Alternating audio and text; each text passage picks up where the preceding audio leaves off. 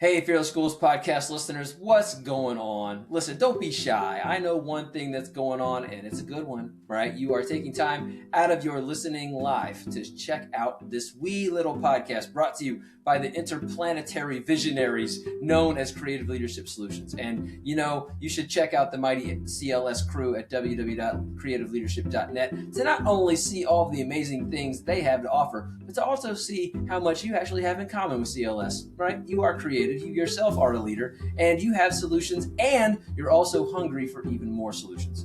That's true. You can't deny it, right? So, what else is true?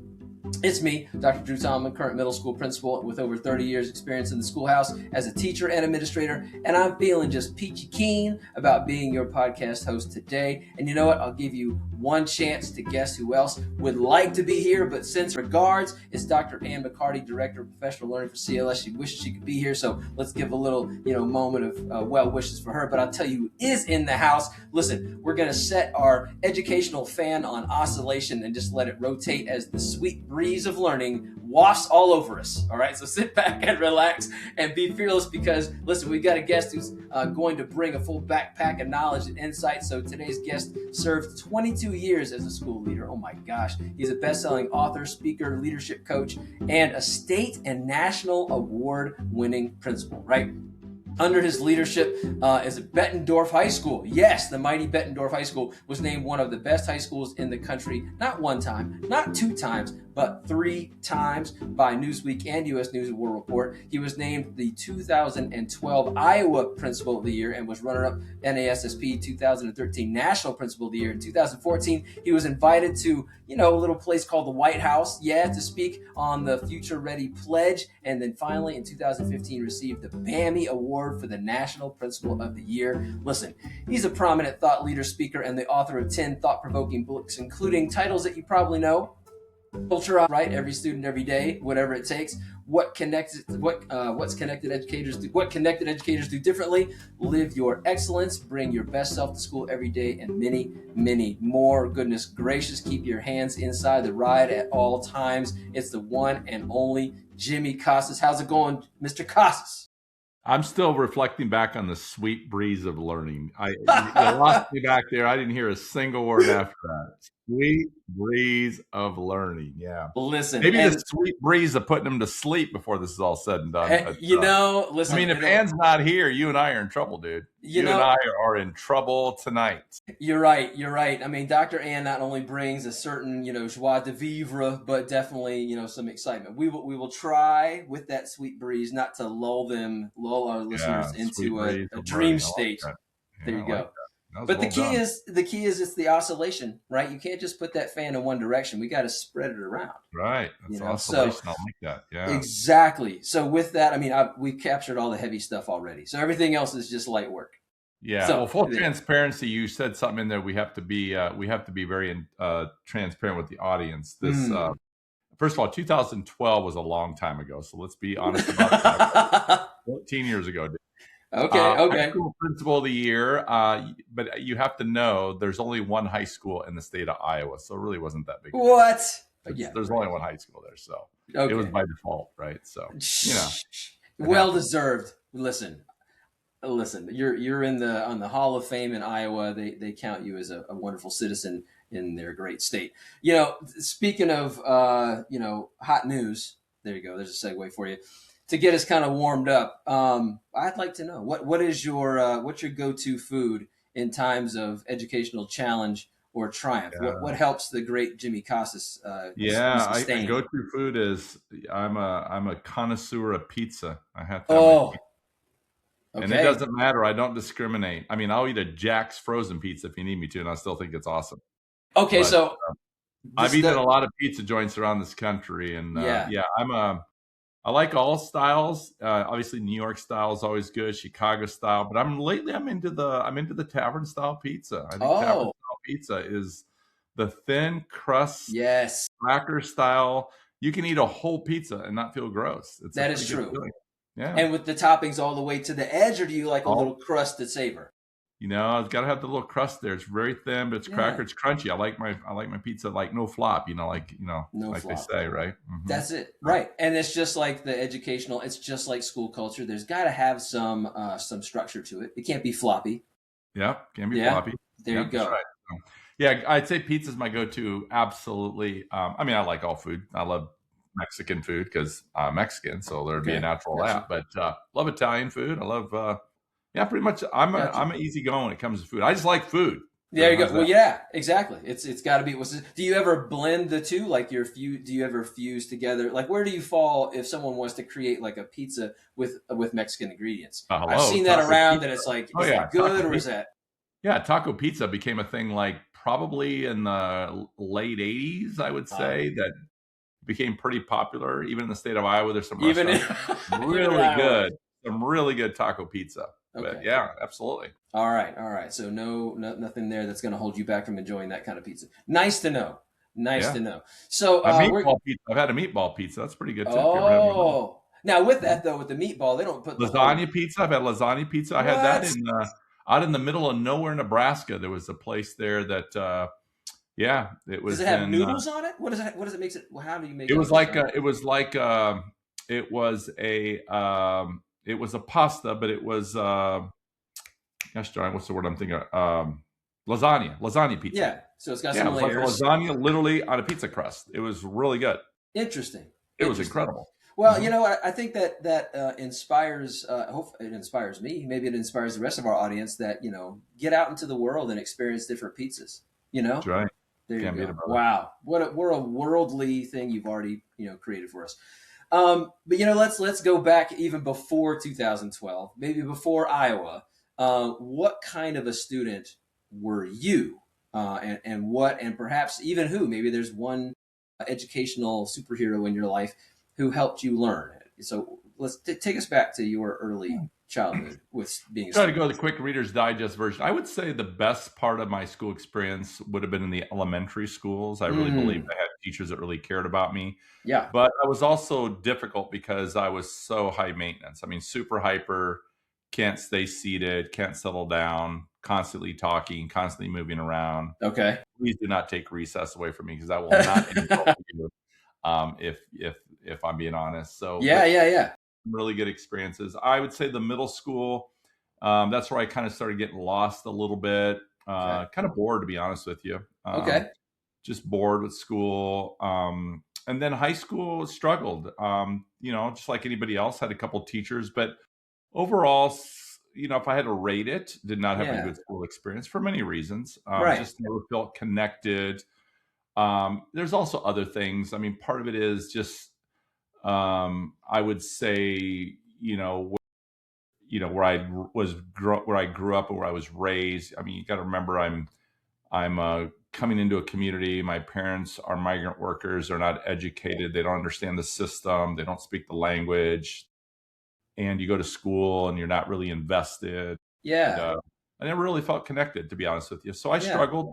There were some moments, just like anything else. I tried different things, but it all kind of culminated for me. Probably, I would say, not probably. It did culminate for me when I was a senior in high school. I got expelled from high school, Okay, and so I was out for a while. But the good news about that, it led to an assistant principal by the name of Kelly Morgan, who cool. believed in me and championed for me and came to my house and convinced my parents that he needs to be in school. He's got so much potential. Advocated for me, fought for me, championed for me, right? Right, And right. eventually got me reinstated. And with his help and the help of a couple teachers who were really awesome, somehow got me across that finish line and Wow, got me graduated. And yeah, so not a that's good really school cool. experience, but I think everything happens for a reason. I was able to leverage some of those experiences, and hopefully it impacted me once I finally figured out life and wanted to become an educator. So yeah. Yeah. Mhm. Wow. Shout out Kelly Morgan. It's nice to have a Absolutely. Mr. name to Morgan is that. the best. That Absolutely. He's great, and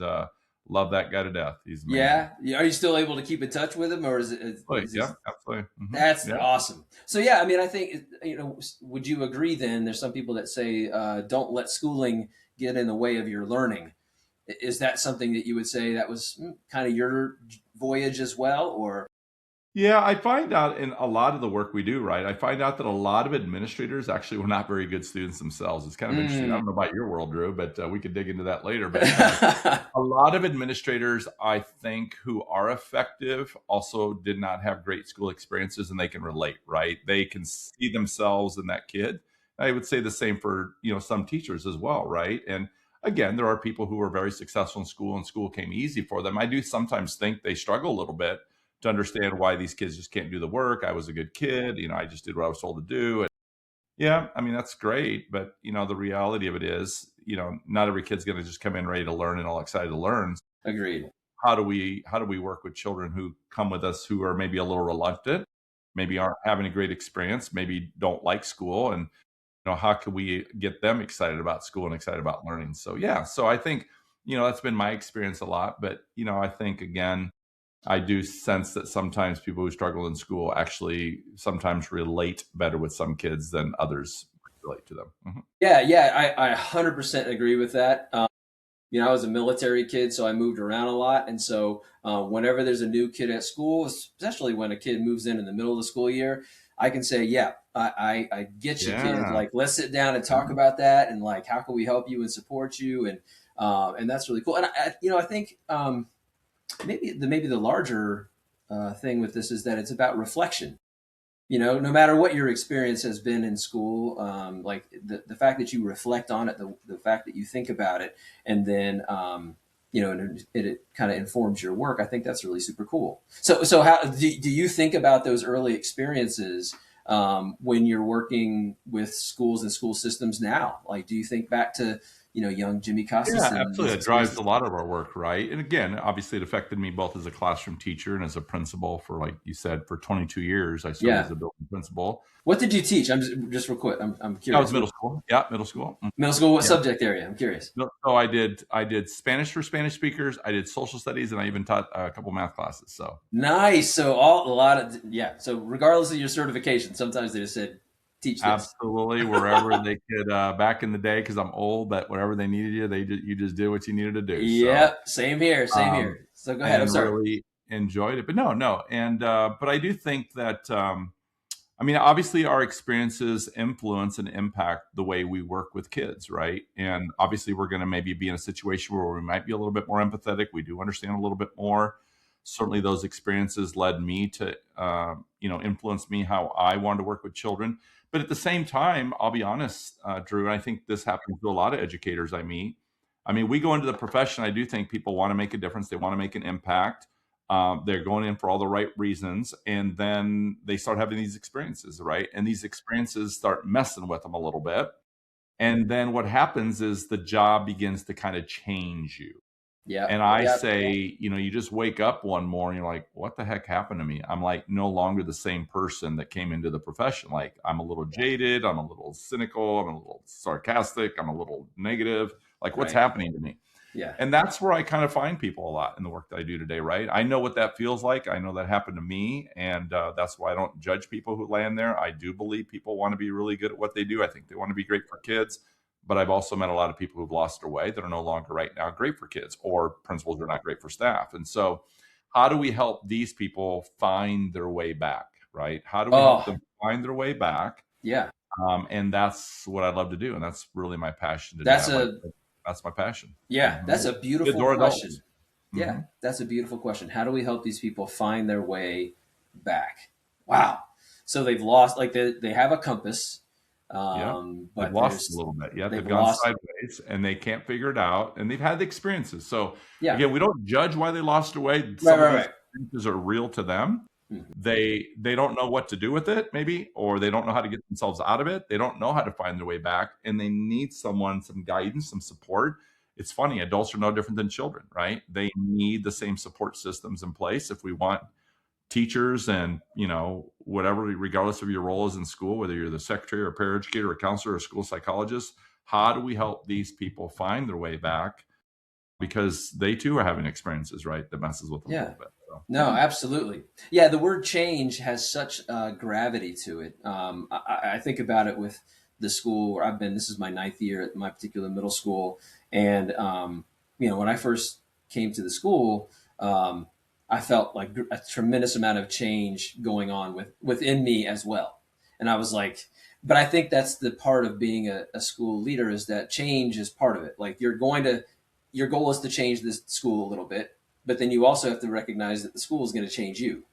Mm-hmm. As long as you kind of understand that kind of reciprocal relationship and that constant dialogue of, being true to your core values, but knowing that every single day, especially in a middle school where kids are going to test that resolve. Anyway, so school culture is such a big part of your work, and I think you kind of is someone's internal culture important to how they influence the external culture?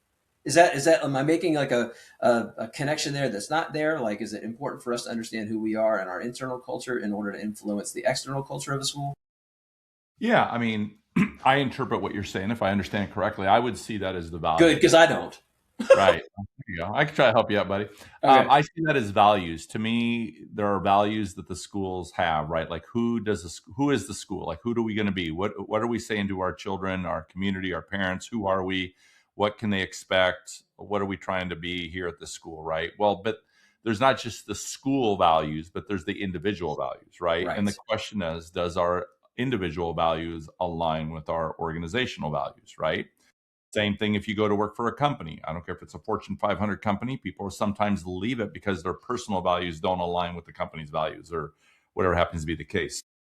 I do believe that the foundation of everything we do starts with values because to me, values are behaviors. So if you begin to look at the different types of values that exist, if you look at a list of values, those are really behaviors, communication, do I believe in an excellent way? Am I a kind person? Do I focus on relationships? Am I about patience? Whatever those values are, integrity, honesty, compassion, empathy, those are all behaviors. And so the question is, who are we as individuals? If we're going to serve children, who are we? And more importantly, who Mm-hmm. do we want to be? So, how, because here's what we know when you live your values, well, first of all, one of the questions we want to ask people is sometimes people aren't even clear really what really are their values that drive their work. Sometimes they are very clear, sometimes they're not. Sometimes they know they have all these values, but they don't really think of it that specifically. Like, what are the actual values that drive my work every day? I think that's a great starting point for any individual. And the key to me is what I've learned is to I begin to identify if you can identify what those values are. And by the way, in every arena of your life, I'm a believer you should have the same values whether you're at work or whether you're at Mm. home, whether you're in the community. Yeah, yeah. Sometimes people try to make these adjustments. I'm like, just be who you are. Like, why are you trying to change to fit the arena? Right. Just be you and it'll work out for you, I believe, because those values, I'm guessing, are pretty valuable to who the individual is you want to be. So if you think about it this way, is I believe this. If I were to sit down with you right now, Drew, and ask you, hey, do you ever think about who you are and who you want to be as a father and as a husband, as a principal, or whatever your role is? What are the values that drive your work? I bet if I asked you to write those down and you wrote 4 of them down for me, and then I said to you, Drew, look at those 4 values and ask yourself this question. Do you think if you live those values, would that be a pretty good version of you, Drew? I mean, would you be pretty good at what you do in every arena of your life if you live those 4 values consistently? And the Right. answer is always going to be yes. Yeah. Absolutely. Yeah. Yeah. I'd be a great human if I lived those all the time. Right. Right. Number 2 is we know that those values can be our guide when we have to make decisions. Drew is going to have to make a lot of decisions on a given day. And it will protect you that at least when you make decisions, you're drawing it from a place of values, of integrity, of a place that says, hey, I can just be who I am. I'm going to give my best version of this, but I can't fix all these. I know when I make a decision, somebody's going to be upset at me. However, at least people know that I make those decisions based on a core set of values. They can Right. never question that from me, right? Yeah. And then the third thing is where the pressure comes a little bit is at some point we want you to communicate or articulate those values to other Yeah. people. But Yeah. now it puts the pressure on you that you're going to have to live those values because it doesn't matter what we say. It's how are we responding? How are we behaving? And as we always say, the responsibility to ensure this question, does the behaviors of the adults in our schools match or mirror the words on the wall? And if they don't, then they're just words about words, and they actually lose meaning, and they don't really mean anything. And therefore we're just all kind of playing a game. And we can say this is who we are. I don't care what you say. I want to see it, because if I see it, that's different to me, because we know kids are always watching and they're always listening, and they mimic us. They mimic adults. And so how can we ask kids to do something when the adults aren't even doing these things? Exactly. So I always say we're all responsible for the culture and climate of an organization. There's a through line from the boardroom all the way to the classroom. And we all have a responsibility to ensure that those words on the wall do not lose their meaning. Because if they do, shame on us. That's on us, not the children. Yeah. And I think that, so I'm just going to play that back and ask, correct me if I miss anything. First of all, being clear about your own values, identifying them, and being authentic to them. Be yourself. Don't try to tweak your values with every role or identity you have. And I think that's an important thing too. And you making sure your values are used to help you guide the decisions that you make, going back to those whenever you have to do that. And then when you communicate your goals, and I think this is, like you said, this is just so important, making sure that the behaviors that you have match the values that you profess, if you will. That's right. Because that is your integrity, and that is how you build trust, because you become dependable, predictable. People can count on you. People know what to expect. That brings clarity. All these things are really important in leadership qualities. If you can't sustain that, you're probably going to struggle as a leader. It's interesting. Somebody, tell me where you would fall with this suggestion. Somebody said, if you really want to find out where your staff thinks you are with your values, give them a list of values, like characteristics and traits and things like that, and give it to them, and they've put down your top 3 where they think you are with your value. Is that a healthy practice, or would that be more divisive? Yeah, absolutely. Because what it means is, if your goal is to make sure that if you're going to try to influence people, lead people, impact people, you're going to be much more successful if people know who you are and what you expect as a leader, right? Because it brings clarity to people. So if I don't know your values, Drew, it's going to be really hard for me to follow you. Sometimes I'm going to be confused. I may even question. I may even just kind of reflect on that, because I don't know. You're too inconsistent. One day you tell me this, the next day you tell me that, the next day you do this, and so it's all over the place. That messes with people, because it creates anxiety, it creates trepidation, because people want to do a good job, and it's hard to do a good job when you don't even know what your leader expects from you, right? So that's a struggle. That's why kids struggle in classrooms. The teachers are not clear what is expected of them, and then they get then the teachers get frustrated with the children and so forth. So a lot of this is around clarity. But I kind of say it this way: if you want to know whether your teachers know your values or not, let's just imagine you were walking down the hallway and you had just completed an exercise where you'd written your core values down on a note card, and you dropped your note card.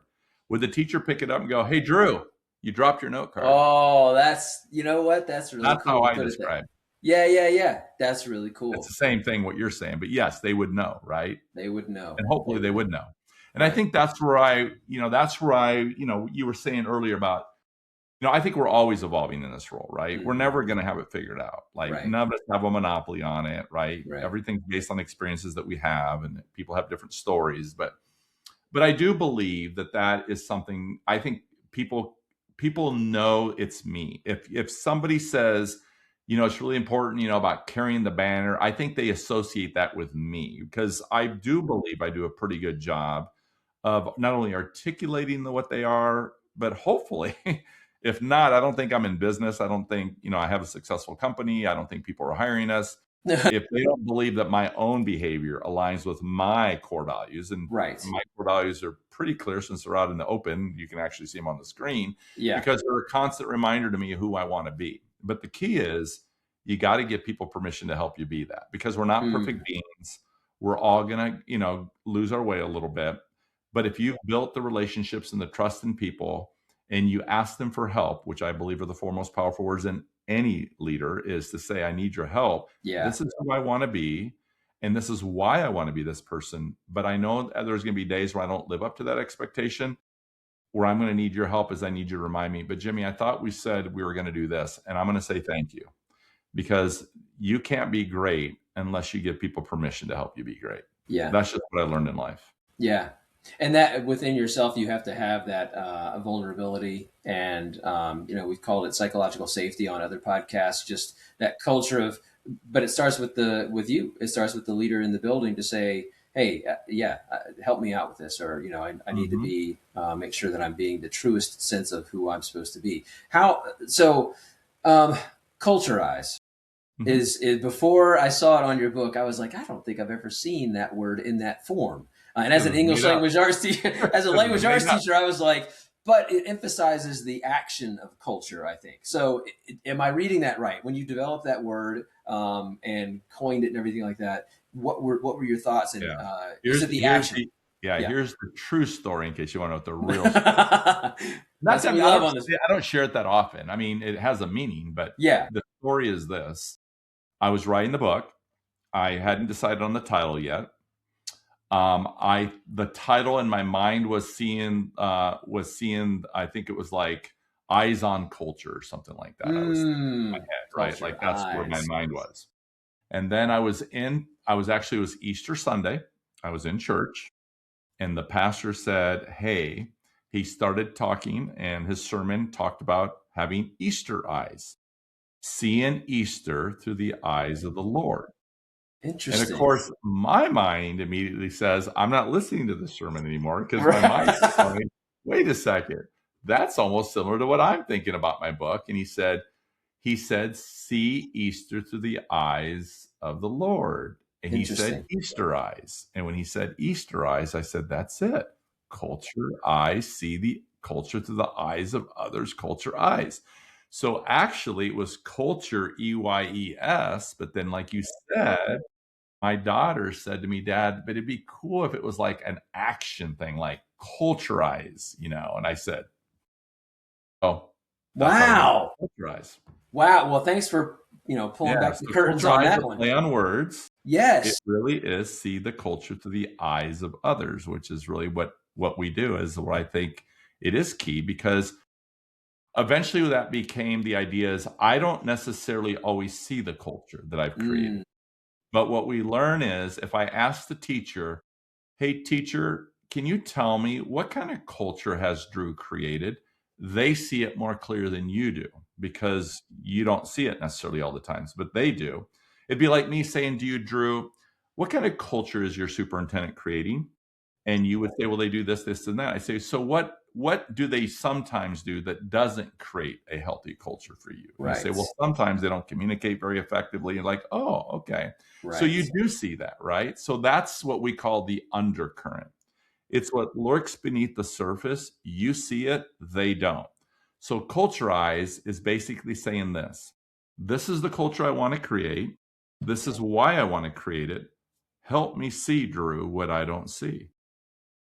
And that's how we began to define how to create healthier cultures because we fragment and we hurt our culture and we become dysfunctional when our processes are ineffective, when we move too quickly, when we don't gather people's true voice, when we don't, in other words, we're causing all that.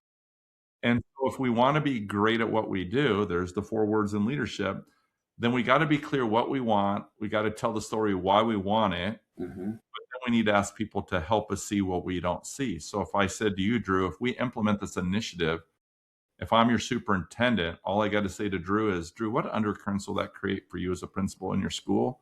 And you'd say, well, here's the downside. I say, okay. Now I've seen the undercurrent, so therefore you've protected me. Right. And so because I work on me, I get a better result overall because you'll help me see things I don't see. In other words, you'll help me see the culture I don't see or the culture I'm about to create, which is not going to be healthy culture.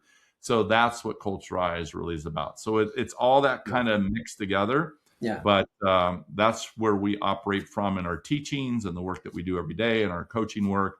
We help people see what they don't see. No, that's awesome. Yeah. So see the culture through the eyes of others.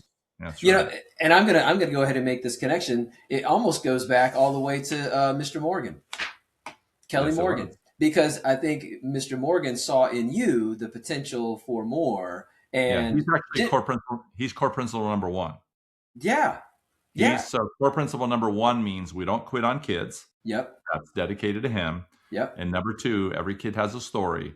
Yes. Find out the story and figure out why did Jimmy behave the way he behaved, and then go fight for the kid. Gosh. That's the story. So That's everything has a meaning to it, right? So there's a meaning in those values, because those values are very personal to me because I experienced them. And so Exactly. I created those around the experiences that I had. So those are all influences. Expect excellence comes from my parents, right? They demanded a lot from us, right? They knew that if we were going to be successful, if we were going to break the generational cycle of poverty, if we were going to create conditions for our children to have the quality of life that they knew they were never going to have, then you're going to have to work really, really hard, buddy. Yes. You're going to have to fight for what you want in life, because it's not going to be easy for you, and it's not going to just be handed to you. So let's go fight for it, right? So those core values mean something to me, right? Absolutely. That's why it's easy to live them, because I don't want to disrespect my parents, or I want to pay tribute to Mr. Morgan. I want to carry his legacy on. Right. And you recognize that, like, values, as you've already professed, values can't be just words on a poster, some nice laminated thing on a, wipe off board or whatever like that. They're action words. They are things that you have to live. Yeah. So that's where live your excellence comes from. Yeah. No, that's awesome. That's awesome. So no, go ahead. No, I was just going to say, so we can talk all day about excellence. I want to see you live it, right? There's a whole difference between, we see this all the time, right? Like, you'll go into a building and, you might go into a school that's a blue ribbon school, and you're like, well, that's great, but I'm looking around these behaviors, and those behaviors don't match your blue ribbon out there, buddy. Right, exactly. So what's happening? And again, that's not a judgment. It's not a criticism. It's help them see what they don't see. And again, like you said, I mean, we can put up posters and signs and, pretty words, but we'll quickly lose credibility, and I don't think our impact will be as great anymore. Yeah, like the undercurrents. I mean, that's such a powerful way to look at it as well. Like, we can learn how to swim in calm waters and think everything's fine, but if we don't dive deeper, or we're going to miss those undercurrents or those riptides that might be, kind of going contrary to our pull us under, and exactly. Yeah. Listen, so obviously you talked to us about, like, what school leaders should do, and some practices that they need to do to build and maintain and amplify their school culture. Are there any actions that are ones to avoid, or if you could pick one action that school leaders, please stop doing this?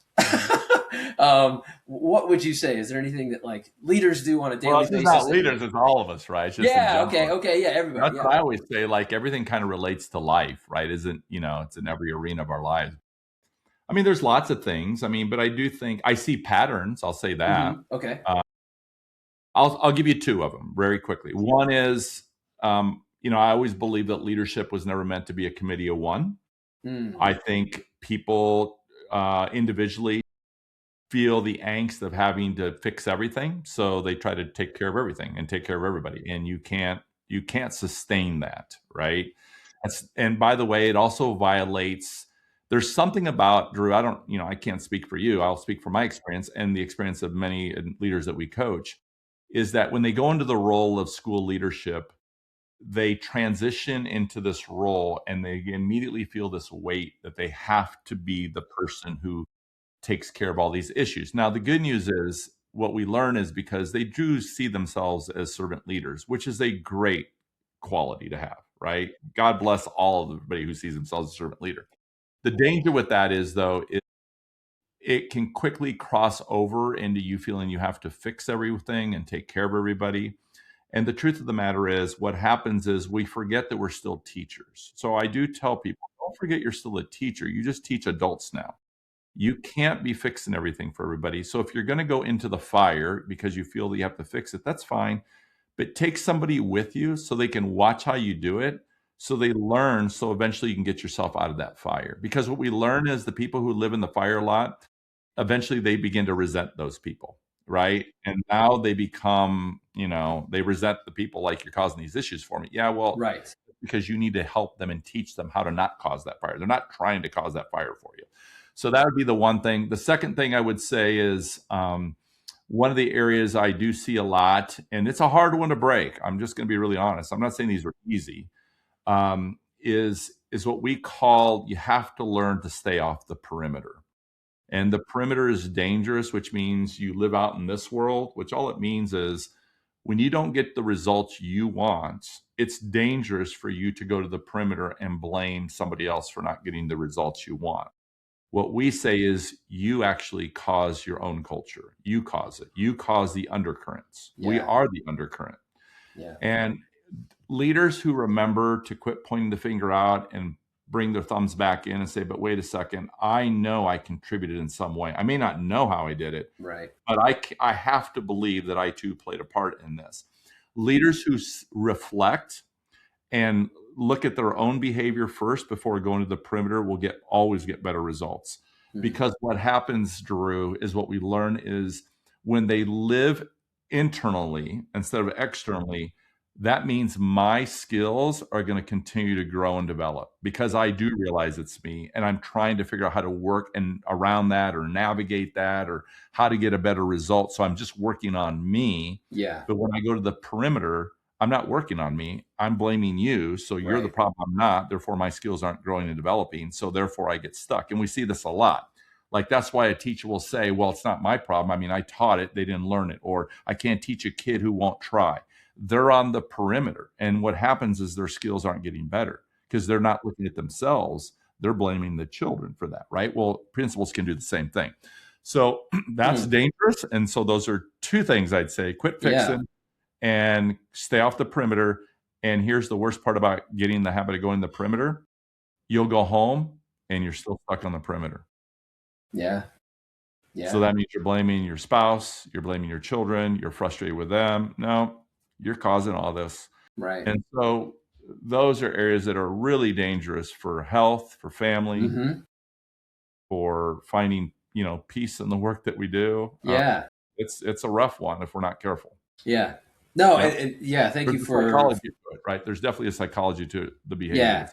Absolutely. Absolutely. And leadership is such a complicated recipe because, just in those two suggestions, you have a mixture of balancing confidence, but also having doubt at the same time. It's like, as long as you don't, because there are a lot of times when I question every single day, man, was that decision correct?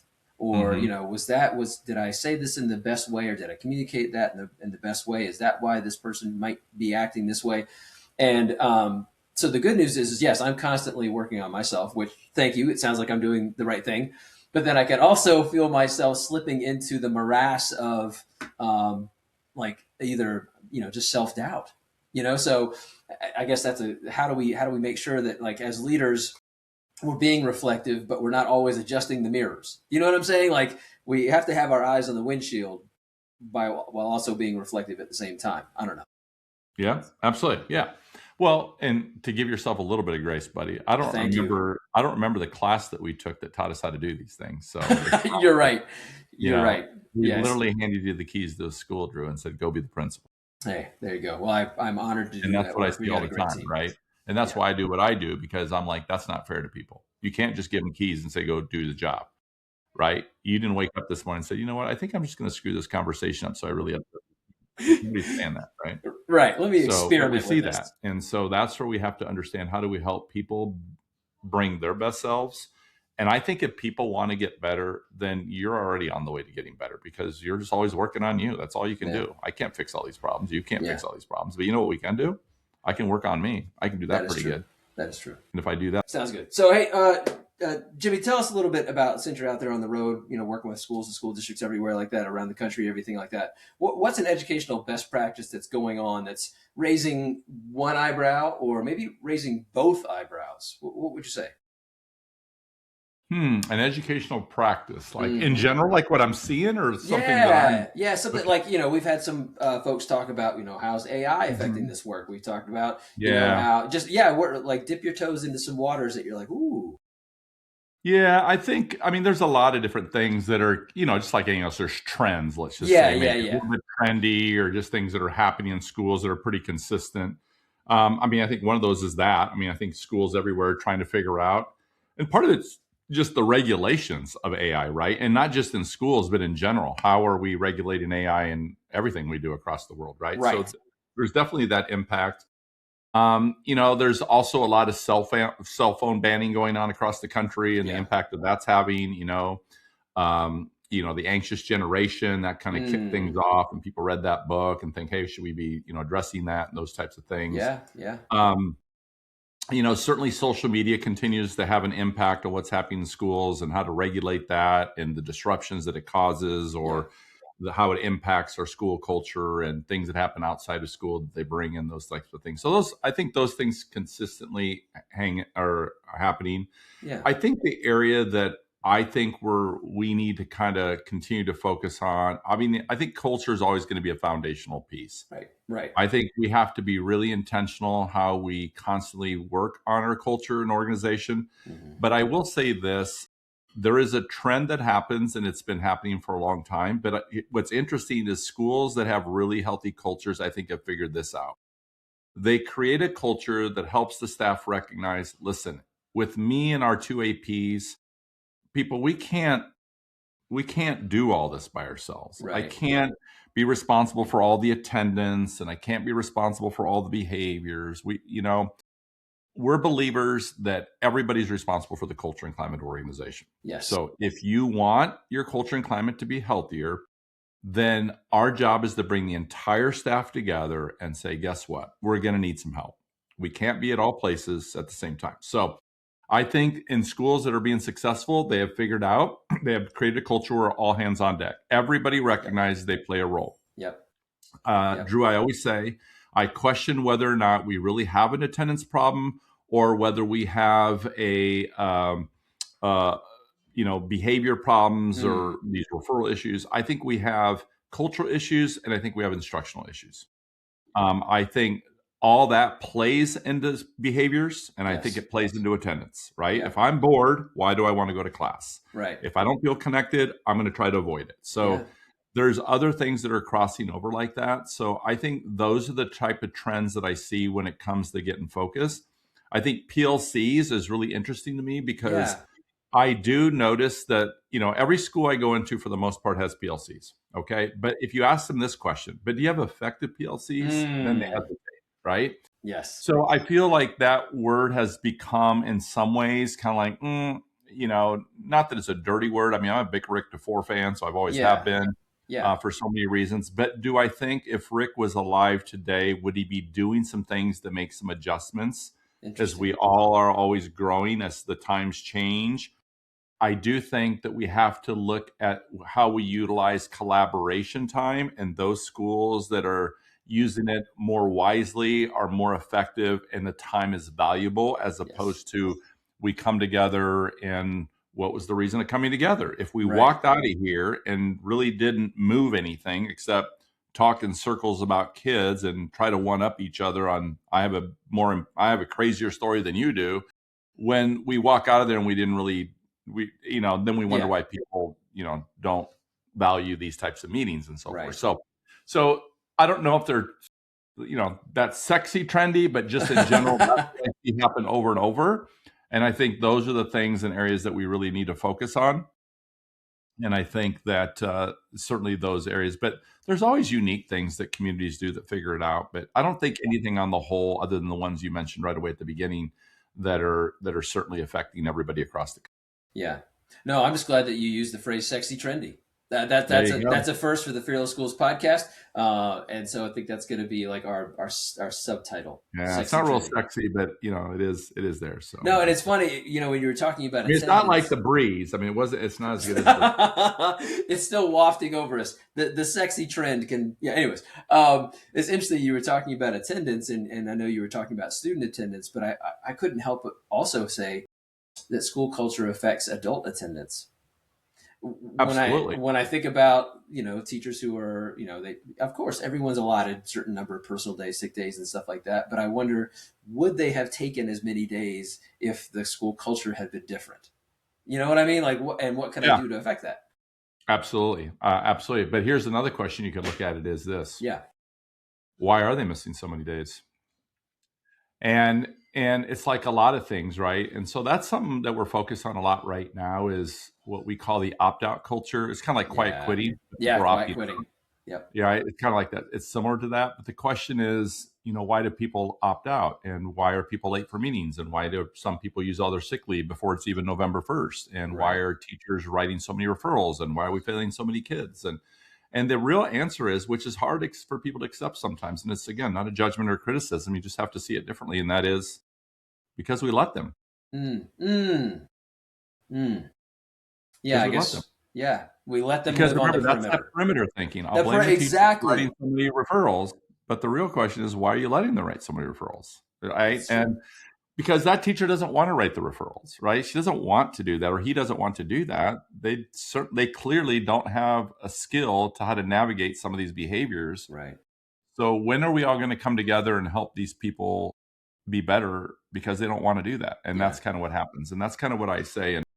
And when, in the way I see things. So, yeah.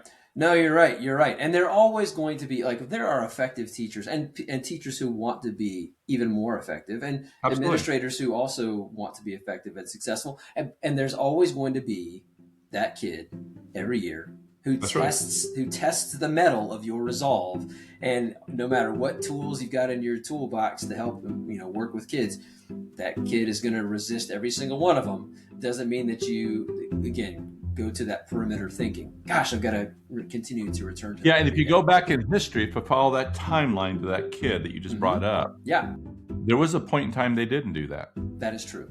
So when did they start becoming that way? And that's what we have to figure out. And that's where we don't see it, because, again, it's easier to blame the kid than to say, but wait a second, did we cause some of that too? Right. Did we label that child? Did we make judgments on that kid? What did we do? How did we miss that for so long? And so, again, that's why I say we all cause the culture. We're all in that through line. No one's trying to do these things.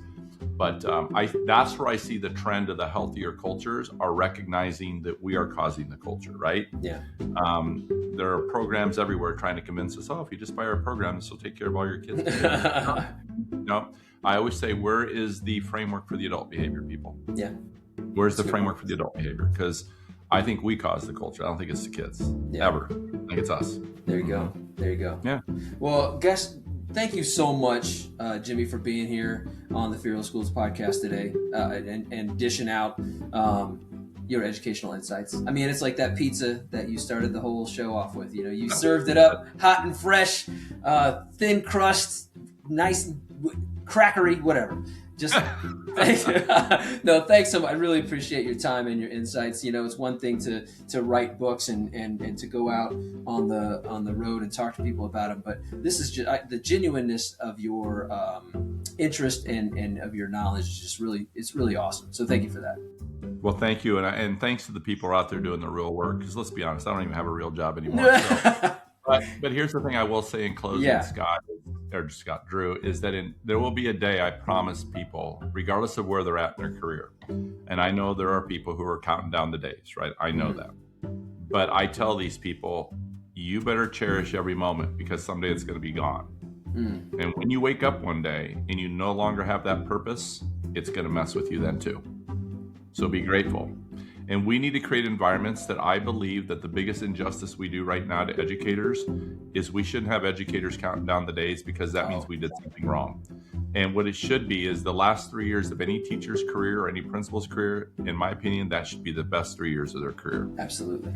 And if we're not creating those conditions, then, shame on us. Yeah. That's what I would say. Wow. Yeah. Great way to close it. Thank you so much. Wow. I appreciate you, buddy. God bless you, and thank you for what you do. Thank you. And thank you. And we need you out there, but we need you guys healthy, and we need you to believe it. There you go. What you're doing really does make a difference. I promise you that. I see it every day. So God bless you. Well, listen, I'm going to continue to culturize and see the culture through the eyes of whoever I need to see it through. Hey, Fearless Schools podcast listeners, you did it today. You took time out of your listening lives to check out this Fearless Schools podcast, brought to you by Creative Leadership Solutions, and you should be proud of yourself. You really should. Again, always pat yourself on the back. Go to www.creativeleadership.net. Subscribe and share this podcast with anyone and everybody you know, peers, pals, pets, distant relatives you wish were more distant, whoever, wherever you want to. I'm Dr. Drew Tomlin, host of your Fearless Schools podcast, wishing you well and saying, hey, stay fearless on the bright road ahead. Thank you so much. Thanks again, Jimmy.